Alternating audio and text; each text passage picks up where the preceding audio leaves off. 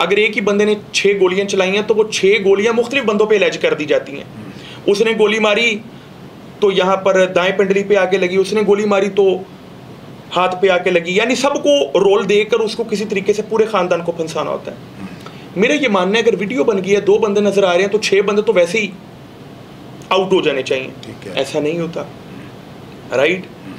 फिर मेरा ये मानना है कि अगर वीडियो नज़र आ रही है और वीडियो में 2 बंदे क्राइम करते हुए नज़र आ रहे हैं, उनका फोरेंसिक को अगर फोरेंसिक रिपोर्टें ठीक आ गई तो इतना लंबा ट्रायल चलाने की ज़रूरत नहीं है। आप उनको सजा दें, जुर्म कम होगा सर के? नहीं होगा ना।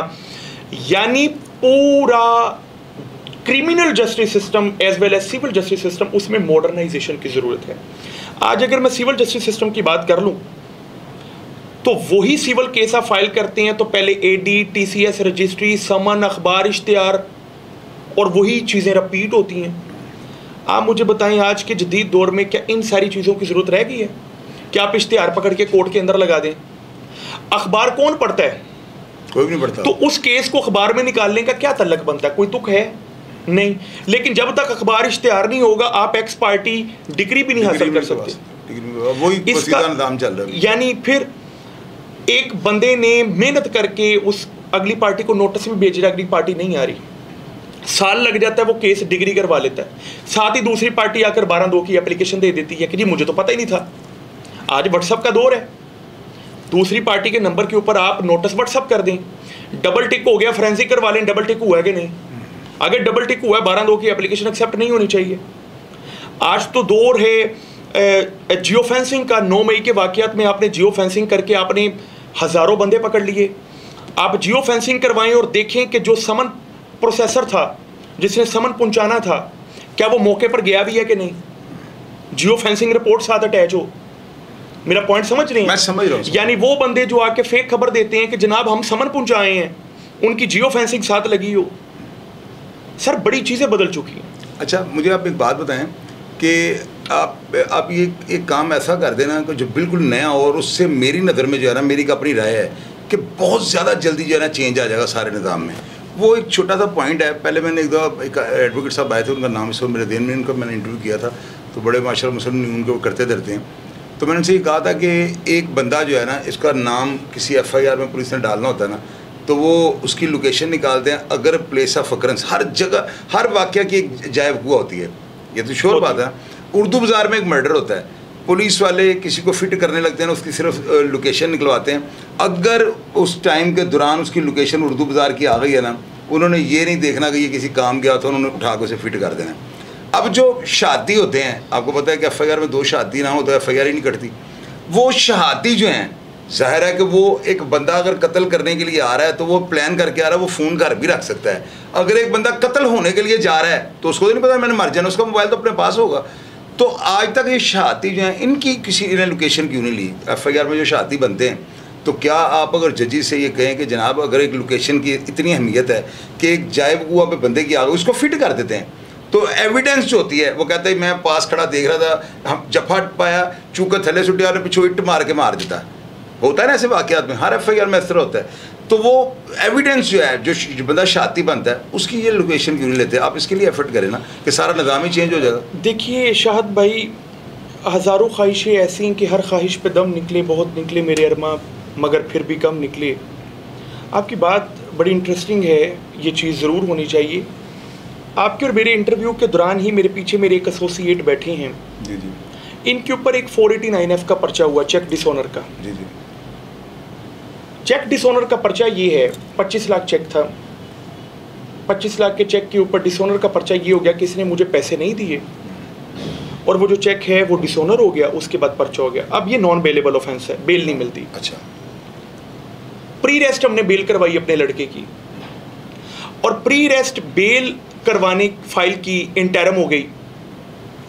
हमने बैंक ट्रांजैक्शंस निकाल ली। बैंक ट्रांजैक्शन, अच्छा।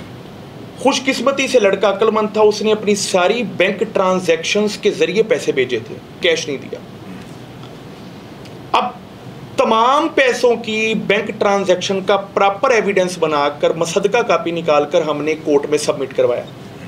अब प्री रेस्ट बिल की बात कर रहा हूँ, ठीक है। अब होना ये चाहिए कि ये ट्रांजैक्शन अगर सिर्फ तफ्तीशी को दिखा दी जाए तो उसको चाहिए कि पर्चा खारिज हो जाए, लेकिन उसने नहीं किया। उसने तो पैसा पकड़ा हुआ था। तफ्तीशी तो रिकवरी अफसर है, वो कहता 5 लाख का चेक के मैं पर्चा देना, 12 लाख मेरा, 13 लाख तेरा। तफ्तीशी तो ये कर रहा है। अब मामला ये है कि बजाय के पर्चा खारिज होता, कम से कम प्री रेस्ट बेल तो मिलती। आप अंदाजा कीजिए कि जज साहब ने प्री रेस्ट बेल ग्रांट नहीं की ट्रांजैक्शंस के होते हुए। अच्छा जी। आप मुझे बताइए कि आज के दौर में जहां पर बैंक का दौर है, जब 489F बनी ना, 489F बनी, ये 2016 के अंदर अमेंडमेंट आई है, तो उस वक्त बैंक्स मौजूद थे, ये तभी तो चेक्स आए हैं। अब बैंक ट्रांजैक्शन और बैंक स्टेटमेंट की इस कदर भी अहमियत नहीं है कोर्ट ऑफ लॉ के अंदर कि प्री रेस्ट बेल मिल जाए। आप मुझे बताएं कि आप किस किस चीज को बदलेंगे? ठीक है, राइट। यहां पर 376 की FIR होती है, रेप की FIR होती है, और पता लगता है कि जी वो लड़की ने एक बंदे के ऊपर रोल एलेज किया हुआ है। मेडिकल होता है तो या तो 6 बंदों का अंदर से सीमन निकल आता है, इसका मतलब है कि वो लड़की हैबिचुअल है, वो रेड लाइट एरिया से लड़की आई है, या फिर उस लड़की की हाइमन ही ब्रीच नहीं हुई और उसने अटेम्प्ट टू रेप नहीं, पूरे रेप की FIR कटवाई है। उसके बावजूद चूंकि रेप की FIR है तो आपको प्री रेस्ट बेल नहीं मिलेगी। इवन कि अगर आप पोस्ट रेस्ट बेल भी लेने जाएंगे तो सेशन कोर्ट बेल नहीं देगा आपको। यानी बहुत सी ऐसी चीजें हैं जहां पर अमेंडमेंट होनी चाहिए। और मैं ये कहता हूं शाहद भाई, आपकी बात को सेकंड करने लगा हूं, मैं ये चाहता हूं कि एक ऑटो रीट्रायल का सिलसिला शुरू होना चाहिए। अच्छा, आपने एक्शन दिया, अब उसका एक रिएक्शन होता है। मेरा ये मानना है कि आपके अगर पर्चे की वजह से मुझे ट्रायल भुगतना पड़ा, तो अगर ट्रायल में मैं बरी हो जाता हूं तो कोर्ट को चाहिए कि ऑटो रीट्रायल चलाए उस बंदे के ऊपर जिसने पर्चा करवाया। राइट, नहीं, बड़ी जबरदस्त बात है। ऑटो अगर रीट्रायल हो जाए तो झूठे पर्चे खत्म हो जाए, क्योंकि उस बंदे को पता होगा कि अगर मैं अपना साबित ना कर पाया कि यह पर्चा सच है तो फिर मुनू भुगतना पैना उस सारा पर्चा। ऑटो रीट्रायल का सिलसिला नहीं है यहाँ पर, 182 की कार्रवाई होती नहीं है। ये ऐसी चीज़ें हैं जिसको हम कहते हैं कि हज़ारों ख्वाहिशें ऐसी कि हर ख्वाहिश पे दम निकले। बहुत निकले मेरे अरमा, मगर फिर भी कम निकले। मुझे उम्मीद है with the passage of time, चूँकि अब सोशल मीडिया का दौर है, अब इलेक्ट्रॉनिक मीडिया का दौर है, अब 5th जनरेशन वार है, थ्रू सोशल मीडिया आज आपको और मुझे पूरी दुनिया देख रही है। हमारे जो भी बैकग्राउंड्स हैं अल्लाह बेहतर जानता है, दुनिया शायद जानती है, लेकिन हमारा मकसद तकरीबन सेम है। अच्छा मियां साहब, मुझे ये बताएं कि ये जिस तरह जो निज़ाम चल रहा है, आपने जिस तरह इन सारे मामलों को आपने हाईलाइट किया है और लोगों को बड़ा इससे ज़्यादा अवेयरनेस मिली है, मुझे तो यकीन है इस बात का। लोग मुझे आपके बारे में बातें करते हैं, मैं सारी बातें सुनता हूँ, पॉजिटिव लोग ज़्यादा हैं। आप इस फॉर्म को अडॉप्ट रखेंगे या अभी को आपने चेंज करने का, जिस तरह जेल भी आपने काट ली, अब इन्होंने आपको जेल का टूर भी करवा दिया, वहाँ से आप जेल यात्रिया पे करके आ गए हैं। आप मैं एक सवाल आपसे करना चाहता हूँ ओपनली, वो ये कि आप जो सख्त अल्फाज इस्तेमाल करते हैं, अक्सर आप बड़े सख्त अल्फाज इस्तेमाल कर जाते हैं, वो गुस्से में कर जाते हैं। मुझे बात ये लगता है आपको पुलिस वालों के ऊपर कोई गुस्सा है, यानी कि कुछ जहन के अंदर आपने एक यानी कि गुस्सा या होता है ना बंदा कि बम की तरह फट जाता है, तो वो ये नरम अल्फाज के साथ भी तो ये बातें सारी आवाम के सामने रखी जा सकती हैं। इतना सख्त लहजा करने की कोई वजह क्या है? शाहद भाई, ऐसा है कि अगर मैं, आप ये कहना चाहते हैं कि लातों के भूत बातों से नहीं मानते? मेरे दिन के 24 घंटे हैं तो 5 मिनट मेरे सोशल मीडिया पे अपलोड होते हैं जी। अगर दिन की एक 5 मिनट की वीडियो आती है तो इसका मतलब ये नहीं है कि 23 घंटे 55 मिनट भी मैंने वही काम किया है। मैं अगर 5 मिनट की वीडियो किसी की करप्शन दिखाता हूँ तो इसका मतलब ये नहीं है कि कई पुलिस ऑफिसर्स हैं जो अच्छा काम कर रहे हैं तो मैं उनको नहीं सराहता। मामला ये है कि जो अच्छा पुलिस ऑफिसर है ना, जब हम उसको कहते हैं ना कि हाँ मैं तुम्हारी वीडियो बना दूँ कि तुमने अच्छा काम किया, तो वो कहता है भाईजान मैं ना अल्लाह लिए काम किया है, मेरी वीडियो ना तुसी बनाओ। अच्छा बंदा तो ऐसा है, सही है। जो गंदा बंदा है वो तो कभी कहेगा ही नहीं कि मेरी वीडियो बनाओ, उसकी फिर हम बनाते हैं ताकि पूरी कौम को पता लगे। तो इसके लिए आप किसने गंद किया, परमिशन क्यों नहीं ले रहे? रहेगी बात जजेस साहबान साहब परमिशन क्यों नहीं ले रहे? देखिए, रहेगी बात कि क्या सारे पुलिस वाले करप्ट हैं, ऐसा नहीं है। जाहिर है सही। जहाँ पर मेरे साथ ये वकूआ पेश है, जहाँ पर एक बड़ा सख्त रवैया इख्तियार किया गया मेरे साथ। जिस तरह कनपट्टी पे आके पिस्टल रखा एक कांस्टेबल ने, फिर पीछे से सब इंस्पेक्टर आया, 2 लड़की आई हैं, फिर पीछे से 10-15 पुलिस एहलकारान आए हैं, मारते हुए, घसीटते हुए, मुक्के मारते हुए लेकर गए हैं। उसके बाद थाने के बाहर इन्होंने बड़ा टॉर्चर किया। 30-35 एहलकारान ने डंडों से, सोटों से, एक नहाते बंदे को मारा है। मैं समझता हूँ उस वक्त मैं मुल्ज़म हूँ, वकील तो हूँ नहीं, उस वक्त मुल्ज़म हूँ। एक मुल्ज़म के साथ ये ट्रीटमेंट तो नहीं होना चाहिए। और उसका गुनाह क्या है? उसका गुनाह ये है कि उसने वीडियो ये बना दी है कि जनाब IG पंजाब साहब हवालात को ठीक कर दें। राइट। रह की बात हाई कोर्ट की इजाज़त की, तो हाई कोर्ट की जो रिट लगी हुई है ना अभी कि हवालात में मुल्ज़मान की वीडियो बनाने के लिए आपको इजाज़त लेनी पड़ेगी, तो अभी वो रिट भी फाइनली डिसाइड नहीं हुई। यानी अभी ऐसा कोई कानून बना ही नहीं कि आप मुल्ज़मान की विद कंसेंट वीडियो बना सकते हैं कि नहीं। राइट। अब इसकी मैं आपको मिसाल इस तरह दूंगा कि SP रज़ा तनवीर हैं, एक नाम सुना होगा आपने? सुना मैंने। अच्छे SP हैं। उनकी हर टिकटॉक पर दूसरी और तीसरी वीडियो हवालातियों के साथ है। आप मुझे बताएं कोई एक भी पर्चा हुआ है उनके ऊपर? हर दूसरी और तीसरी वीडियो भी टिकटॉक उनका ओपन कर लीजिएगा। मुझे नहीं पता आपके मेरे इंटरव्यू के बाद वो क्या करते हैं। मैंने 3-4 वीडियोस उनकी डाउनलोड करके रखी हुई हैं, मैं USB में है मेरे पास, वो मैं इस्तेमाल करूंगा जब मैं रिबटल दूंगा अपनी इन्वेस्टिगेशन और अपने मामलात के अंदर। आप उनकी जाकर प्रोग्राम्स देख लें, आप उनका टिकटॉक देख लें, हर दूसरी और तीसरी वीडियो उनकी हवालातियों के साथ बनी हुई है। अगर ये जुर्म होता तो वो चूंकि SP हैं तो वो भी इस चीज़ से दूर रहते हैं। वो जानते हैं कि हवालातियों की विद कंसेंट अगर वीडियो बन रही है और अगर भलाई की नीयत से बन रही है, बैड इंटेंशन नहीं है, तो इसमें कोई मजाइका नहीं। और रहेगी बात कोर्ट के आर्डर की, तो कोर्ट तो आपको कभी भी आर्डर नहीं करेगा कि जाओ वीडियो बना लो। और अभी एक वकूआ और है, तो मैं कोर्ट में केस बनाऊंगा, फाइल करूंगा, अगले दिन आर्डर लूंगा, उसकी कॉपी निकलवाऊंगा, वो वकूआ तो गुजर चुका है। लेकिन मतीन भाई ये देखें ना, हम कोर्ट के अंदर जाके वीडियो नहीं बना सकते। यानी कि मैंने कहा बेल बजी है ना, तो कई जज जितने भी यानी गुस्से में आए उन्होंने कहा फ़ोन पकड़ लो, जब्त कर लिया। अगर कोर्ट के अंदर ट्रायल हो रहा है और तो कुछ नहीं हो रहा, 2 नंबर काम तो नहीं हो रहा, अगर वहाँ पे वीडियो नहीं बनाने देते, उसके पीछे कोई ना कोई लॉजिक होगी।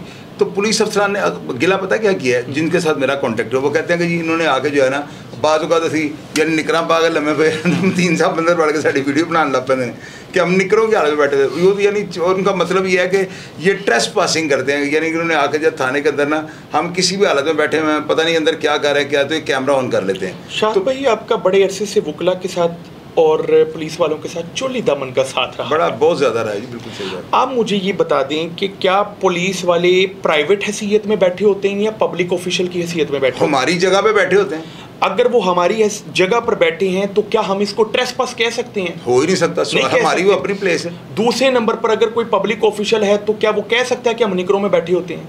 नहीं, मुझे उन्होंने कहा है नहीं, उनको नहीं चाहिए कि वो प्रॉपर वर्दी में बैठे, पब्लिक ऑफिशियल है, प्रॉपर वर्दी में बैठे। और अगर वो निकरों में बैठे हैं और उनकी मैंने निकरें दिखा दी हैं पूरी कौम को, तो इसमें क्या मजाइका? उनको चाहिए वो प्रॉपर्ली बैठे। मियां साहब ये तो आपको भी पता है कि ये ताजा बहादुर अंदर से नहा के आ रहा होता है, उसने हाथ में जो है ना तौलिया पकड़ा होता है, इतनी सी सरसों को तेल की बोतल पकड़ी होती है और जूती वो अपनी मंजी के नीचे घुस के जो है ना ढूंढ रहा होता है, और क्लाइंट जो है सामने बैठे होते हैं, वो देख रहे होते हैं यार अभी साड़ा तफ्तीश क्या कर रहा है। शाहद भाई ये तो थानों का एक बन चुका है। यही तो मामला, इस कल्चर को बदलने की हम कोशिश कर रहे हैं। और मैं तो इवन के कोर्ट के अंदर वीडियो बनाना मना है, और मैं कानून का बड़ा एहतराम करता हूँ। मेरा ये मानना है कि जहाँ पर वीडियो बनाना मना, अपना बनाएं। थाना एक पब्लिक जगह है और वहाँ पर आप नॉर्मल प्रोसीडिंग की वीडियो नहीं बना रहे। मैं जुर्म सरजद हो रहा है और मैं उस जुर्म की बतौर एविडेंस वीडियो बना रहा हूँ कि जुर्म हुआ है, वो बनाना मेरा हक है। राइट। रहेगी बात कोर्ट की, तो इंशाल्लाह हमारा मकसद है इसको चुनकर मज़ीद लोग निकलेंगे। हम चाहते हैं कि कोर्ट का भी जो सारा सिलसिला है वो एक पब्लिक डॉक्यूमेंट के तौर पर बाहर आना चाहिए। कोर्ट में सारा दिन क्या होता है ये लोगों को पता लगना चाहिए। कोई कोर्ट में ऐसी हरकत नहीं हो रही। अब देखें काजी फाइज ईसा साहब चीफ जस्टिस साहब हैं हमारे, आप देखें कि सुप्रीम कोर्ट की सारी जो प्रोसीडिंग हैं अंडर कैमरा हैं कि नहीं? कैमरा हैं। इवन कि उनको इलेक्ट्रॉनिक मीडिया पे, मेन स्ट्रीम मीडिया पे दिखाया जाता है। तो अगर आम कोर्ट की वीडियो बन जाती है तो इनको क्या मजाइका है? मजाक है, कोई नहीं मजाइका होना चाहिए। ये बात जेन्युइन नहीं होना, मेरी बात समझ नहीं होना चाहिए। यानी जहां पर पूरे पाकिस्तान की जो सबसे बड़ी कोर्ट है सुप्रीम कोर्ट, उसके जो सबसे बड़े जज हैं, चीफ जस्टिस, अपना ट्रायल दिखा रहा है सारा, वो अपना पूरा सिलसिला दिखा रहे हैं, पूरी प्रोसीडिंग दिखा रहे हैं। सो मैं ये समझता हूँ कि मजिस्ट्रेट तक पूरे कोर्ट की प्रोसीडिंग्स अंडर कैमरा हों, अंडर कैमरा होनी चाहिए, और वो कैमरा की जो फुटेजेस हैं वो पब्लिक डॉक्यूमेंट भी हों। लोगों को पता लगे कि अगर वो क्राइम करेंगे तो ये सज़ा होती है, ये सज़ा होती है। ठीक है, हम अपने बच्चों को कानून सिखा ही नहीं रहे, हम अपने लोगों को कानून नहीं सिखा पा रहे। उसकी वजह यह है कि हम हर चीज़ को प्राइवेट रखना चाह रहे हैं। तो जो चीज़ प्राइवेट रहनी चाहिए वो पब्लिक हो रही है, और जो पब्लिक चीज़ है वो प्राइवेट है।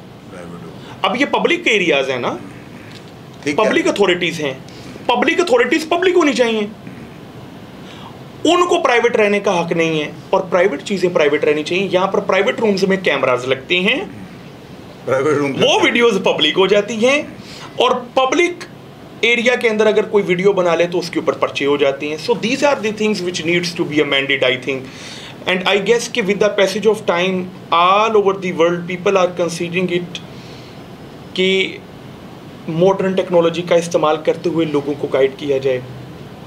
लोग इस चीज़ को बड़ा एक्टिवली देख रहे हैं, और मैं बड़ा पसंद करता हूं काजी फाइज ईसा कि इस फैसले को कि उन्होंने सुप्रीम कोर्ट की प्रोसीडिंग को ऑनलाइन कर दिया। राइट, सही कह रहे हैं। एटलीस्ट आपके इस सवाल का जवाब तो उनकी प्रोसीडिंग ने दे दिया कि अगर एक पब्लिक एरिया है तो उसकी वीडियो बनाकर मेन स्ट्रीम मीडिया पे दिखाई जा सकती है, और फिर बहुत सी ऐसी चीज़ें नहीं दिखाई जा सकती जो कि पब्लिक देखना चाहती है, जैसा कि आपने 2-4 दिन कबल एक बंदे की तस्वीर देखी। ठीक है, इवन कि उस तस्वीर के लीक करने वाले को पकड़ लिया गया।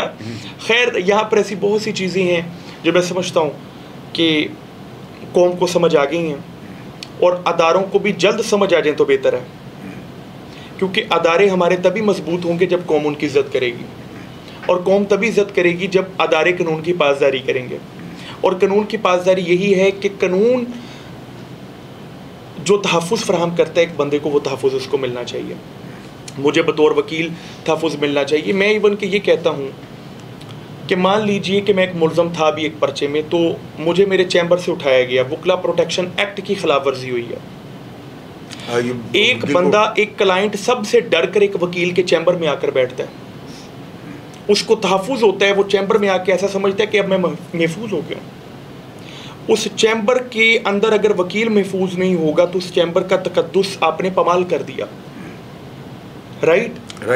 अब चैम्बर के तकद्दुस की क्या बात करूं, मेरे भाई को अगले दिन कोर्ट से गिरफ्तार कर लिया और उनके ऊपर भी झूठा पर्चा दे दिया। मुझे पता। तो चैम्बर का तकद्दुस तो बढ़ गया ना, तो कोर्ट का तकद्दुस भी बढ़ गया।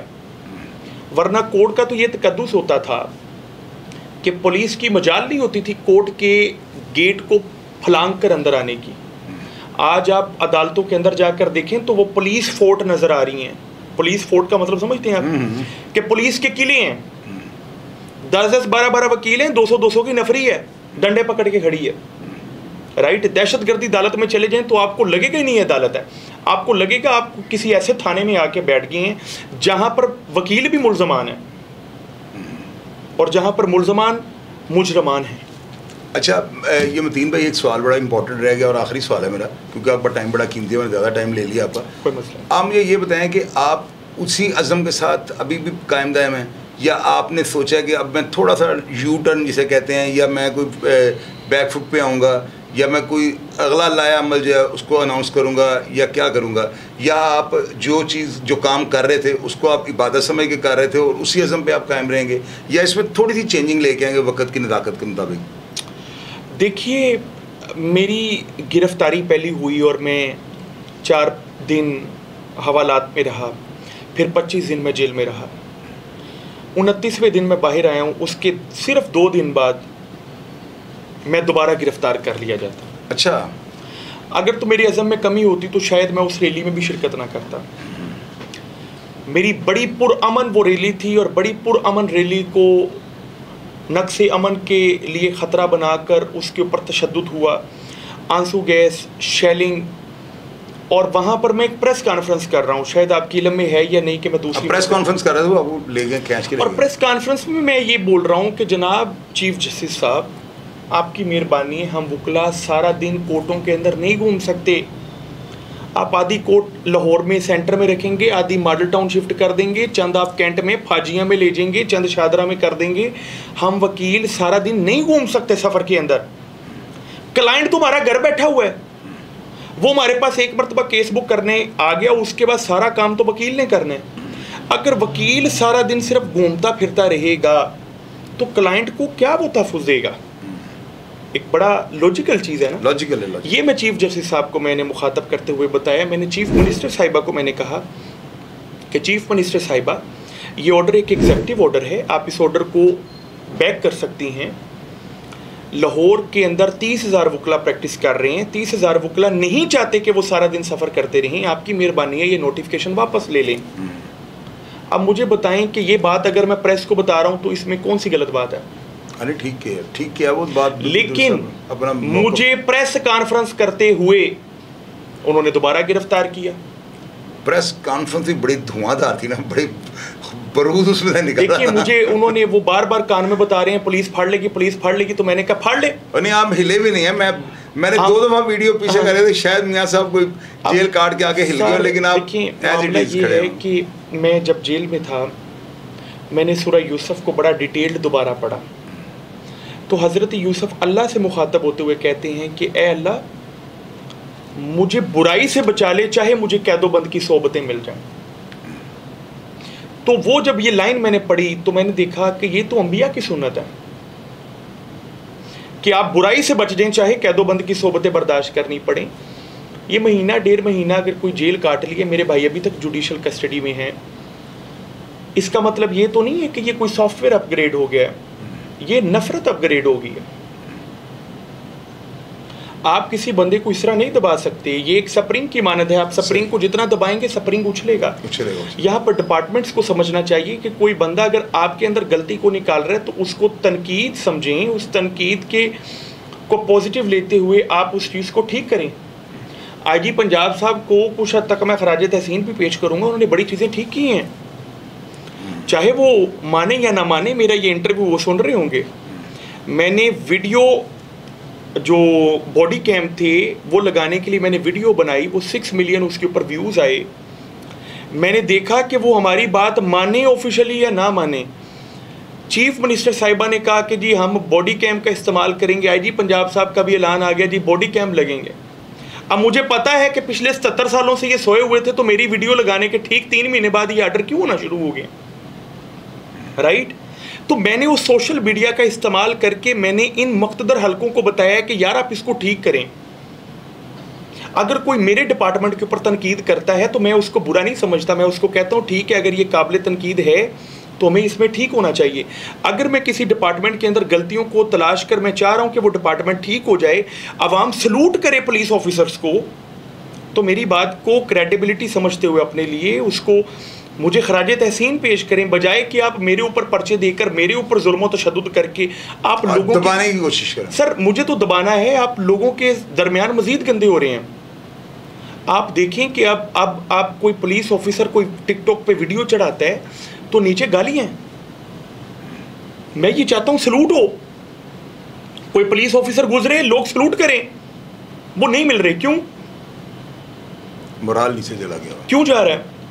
क्योंकि कानून का गलत इस्तेमाल ले रहे हैं। Power corrupts and absolute power corrupts absolutely, और हम वकला ने उसको चेक एंड बैलेंस करने की कोशिश कर रही हैं कि जहाँ पर एक अदारा जिसको पावर दी गई है, हमने उन पावर्स को कर्टेल तो नहीं करना, लेकिन उन पावर्स के ऊपर अपने एक ऐसा इन्फ्लुएंस रखना है कि वो पावर्स का नाजायज़ इस्तेमाल ना हो, और अल्लाह करे इनको हदायत मिल जाए, मुझे भी मिले। नाजरीन, आपने आज का यकीनन प्रोग्राम जब देखना है और आप इस प्रोग्राम की तारीफ़ करेंगे, सवाल मैंने वो किए हैं जो आपने कमेंट बॉक्स में मेरे आगे जो है ना समझ लें कि मेरा आपने जीना हराम किया हुआ था कि मियाँ मतीन साहब से ये सवालात करें। मेरा ख्याल है मैंने कोई भी नहीं छोड़ा, और जिस तरीके से वो बोले हैं वो आपने सारी बॉडी लैंग्वेज भी देख ली है। और मैं लास्ट में आपको बताऊँगा, तंदिए बाद मुखालिफ से ना घबरा है उकाब, ये तो चलती हैं तुझे ऊँचा उड़ाने के लिए। मेरा ख्याल है आप अपने अज़म पर अड़े रहेंगे, आप नहीं हिलेंगे, और अल्लाह ताला आपको कामयाब करेगा, क्योंकि आपका मकासद और आपकी नीयत बिल्कुल साफ़ है। और आप जिस प्लेटफॉर्म पे जिस तरीके से आप काम कर रहे हैं ना, इंशाअल्लाह ताला अगर अल्लाह ताला ने आपको ज़िंदगी, सेहत और तंदुरुस्ती दी तो पूरा मुल्क जो है आपको साथ होगा। मेरी बात आप याद रखिएगा। तो नाज़रीन, इस प्रोग्राम पे इन आखिरी अल्फाज के साथ जो है मैं इजाज़त चाहता हूँ। प्रोग्राम देखकर अगर आप कोई भी बात मुझसे शेयर करनी चाहें, मियां मतीन साहब के बारे में अगर कोई गिला शिकवा करना चाहें, कमेंट बॉक्स में आइएगा, मैं ज़रूर रिप्लाई करने की कोशिश करूँगा। अपना ढेर सारा ख्याल रखिएगा जी। पाकिस्तान जिंदाबाद।